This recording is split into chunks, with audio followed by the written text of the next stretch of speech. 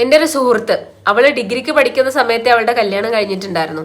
വളരെ സന്തോഷത്തോടു കൂടെ പോകുന്ന ഒരു കല്യാണത്തിൽ അവൾക്ക് കുട്ടികളുണ്ടായി.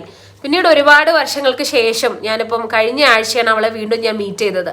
ആ സമയത്ത് അവൾ പറഞ്ഞു, എൻ്റെ ആദ്യ ഭർത്താവും ഞാനും തമ്മിലുള്ള കല്യാണം ഡിവോഴ്സായി, അയാൾ വേറെ കല്യാണം കഴിച്ചു, ഞാനും വേറെ കല്യാണം കഴിച്ചു എന്നുള്ളത്. അപ്പം ഞാൻ ചോദിച്ചു, നിന്റെ മക്കളോ?